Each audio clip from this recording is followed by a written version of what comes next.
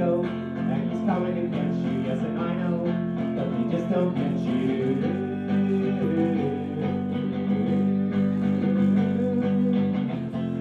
Well, I've been a police officer here for 13 years, patrolling these streets right here, trying to keep all the people safe. The old people, and the young people, and the mothers, and the fathers, and the families, and the babies too. And for the most part, I feel like we've done a pretty good job here working together, keeping the streets safe, etc. The other day, the strangest thing happened. My boss pulled me into his office. We got this new boss down at the headquarters. He's a real piece of work, I tell you. He brought me in and he said, listen here, copper, we got a new system going on around this station. It's called the quota.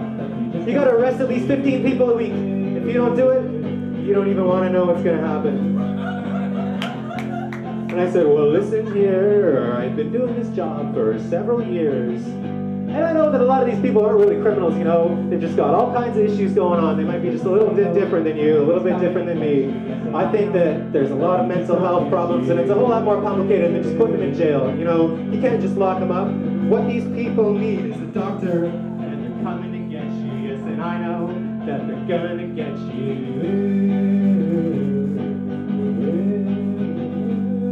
There's a psycho, and he's coming to get you. Yes, and I know that they just don't get you. Well, I'm not really such a psycho, I'll have you know.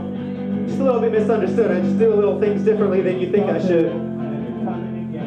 The other day I was walking down the street and I just thought I'd do a little dance like this.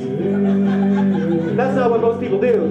You know, I wasn't on drugs either. I was just normal, just trying to express myself through dance. And the policeman said, well, if you were on drugs, I would understand, but nobody just does that.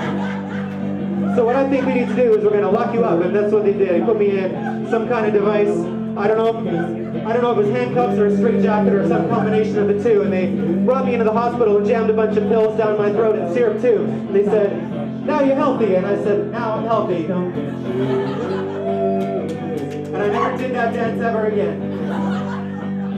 But when I think about it a little more seriously, I know, well, listen here, I got some real serious problems with our contemporary medical system, you know. You can't just take someone and drug them up and cover up their personality like that.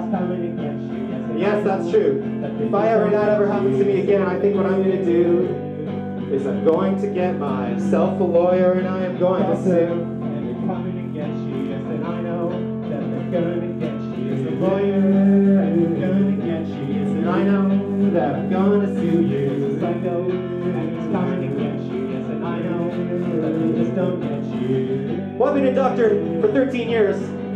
That number comes up a lot because we got different characters talking to. And just a little office in the suburban strip mall. Everything's been good except for this one patient that comes in. Every week they come to see me to refill their prescription, and I look in the waiting room after they've been there and they wrote new graffiti every day the other day and said, "Doctor sucks, I hate doctors." Well, listen here, I'm trying to help you. But when psychos like this come into my office, I don't know what to do. I swear if it happens again, I don't think I can help this person. Gonna call the coppers. Gonna call the police.